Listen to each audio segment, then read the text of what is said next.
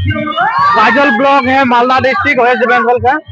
यहाँ पे गुजरात से आए हुए हैं हमारे स्पीकर, तो उनसे हम बात कर रहे हैं। तो मैडम, पहले आपका नाम? मेरा नाम वंदना बौद्ध है। तो मैडम, आप यहाँ आए हैं महान असुर सम्राट हुजूर सभा में, तो ऐसा आके आपको कैसे लगा? मुझे यहाँ पे आके और हमारे आइडियोलॉजी के लोगों में इतने मात्रा में जागृति देख के इतने लोग इकट्ठे हुए हैं, तो मुझे बहुत प्रसन्नता हो रही है। और मैं जानती हूँ कि आगे जाके ये संख्या और बढ़ेगी, लोग हमारे जागरूक होंगे, अपने हक अधिकार को जानेंगे और अपने जीवन में उच्च स्तर पे जाएंगे। ये तो ठीक है। तो यहाँ बंगाल में जैसा हो रहा है, आप गुजरात में कैसे हो रहा है इसे? जैसे आप बंगाल में यहाँ पे अशोक स्मरण दिवस मनाते हैं, वैसे हम गुजरात में, महाराष्ट्र में जो दशहरा होता है, उस दिन 14 अक्टूबर 1956 में बाबा साहब ने दीक्षा ली थी बौद्ध धर्म की। तो हमारे जितने भी बौद्ध अनुयायी है या बाबा साहब के अनुयायी हैं, वो दशहरा को हम धम्म चक्र प्रवर्तन दिवस मनाते हैं। तो ज्यादातर लोग देश विदेश से या हमारे राज्य से भी, गुजरात से या सब नागपुर की दीक्षा भूमि में जाते हैं। बाबा साहब ने जो दीक्षा दी थी उसको याद करते हैं, और आज भी बड़ी मात्रा में वहाँ पे लोग दीक्षा में कन्वर्ट होते हैं। बड़ी बड़ी ओएनजीसी है या आईओसी है, बड़ी बड़ी कंपनी है, वहाँ पे कैंप लगाती है, मेडिकल कैंप।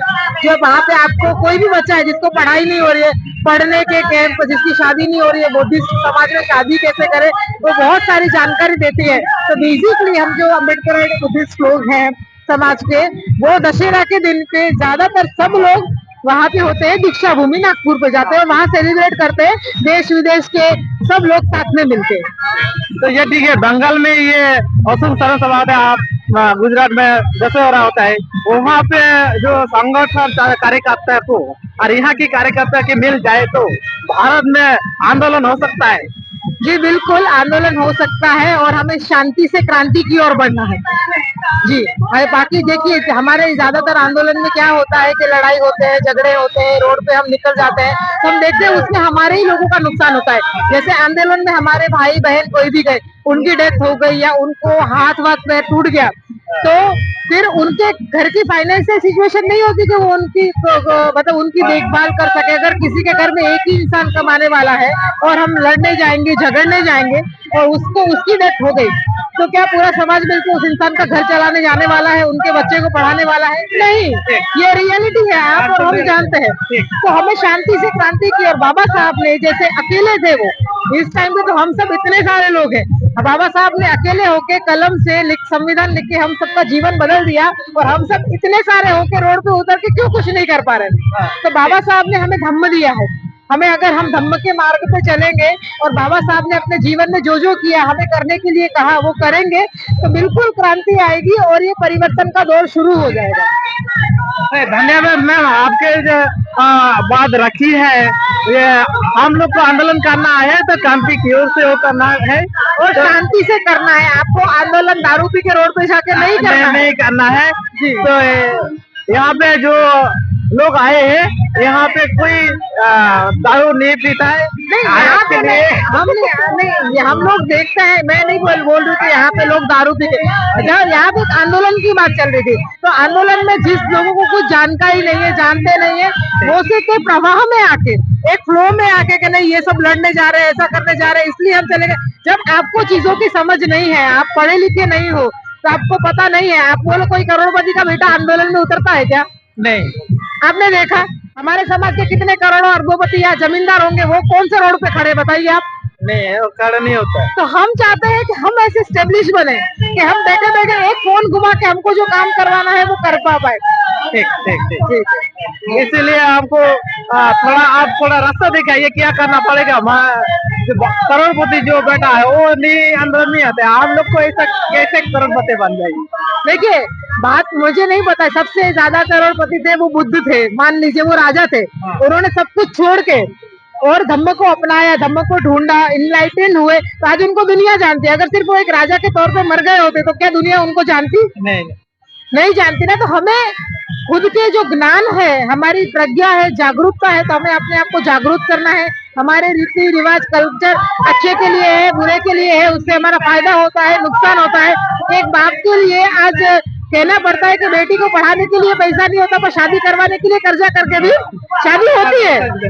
ये समाज की सच्चाई है, ठीक है ना। बेटे को अगर कुछ बाहर भेजना है उसके लिए पैसा नहीं होता, पर शादी करने के लिए पैसा आ जाता है ना। पैसा कहाँ से आता है वो पैसा? तो हमें ये सब चीजों को समझना है कि हमारे लड़के हो या लड़की हो, हम उनकी शादी उनको बोले कि तुम जितना कमाते हो ना उसमें तुमको तुम्हारी शादी करनी है। माँ बाप का कर्तव्य है कि बच्चों को पढ़ा के लिखा के अच्छे संस्कार और अच्छा ज्ञान दे। बाकी आगे का जो जीवन है वो शादी करने जा रहे हैं, अपना अगर नया परिवार बसाने जा रहे हैं, तो जब वो अपनी सक्षमता के आधार पे वो सब चीजें करें। माँ बाप को उसके लिए पैसे नहीं देने चाहिए।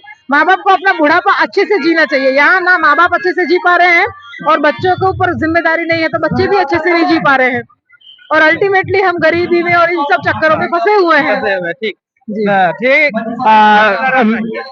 मैम जो बोला है, हम लोग को शिक्षा देना पड़ेगा।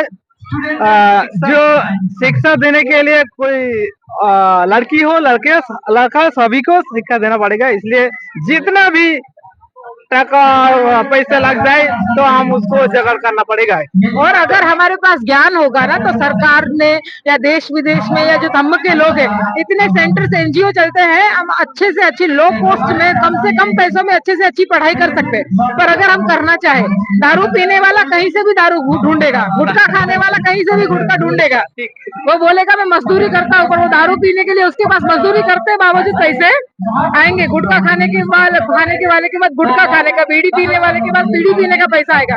तो जिसको पढ़ना होगा, जहाँ चाहे वहाँ रहा है, उसको अपने आप कुदरत मदद करेगी, नेचर मदद, प्रकृति मदद करेगी और उसके रास्ते खुलेंगे। हाँ, बहुत बहुत धन्यवाद मैम जी। आज के मेरा नाम वंदना बौद्ध है। आप कहाँ से? मैं बेसिकली गुजरात से हूँ मैं जी। मैं जो अम्बेडकराइट बुद्धिज्म है, धम्म का प्रचार नेशनल इंटरनेशनल लेवल पे करती हूँ। अकेडमिकल लेवल पे हम सोशल कल्चरल कार्यक्रम करते हैं और हमारा खुद का बिजनेस भी है। द बोधिसत्व फाउंडेशन हमारी ऑर्गेनाइजेशन, द बोधिसत्व फाउंडेशन हमारी ऑर्गेनाइजेशन। आप गूगल पे ढूंढेंगे तो आपको मिल जाएगा। ठीक है, आपका धन्यवाद मैम यहाँ पे बाइट देने के लिए। फिर अगले साल आप आएंगे, ये हम मन को करते हैं। ठीक है, धन्यवाद। ठीक है ना।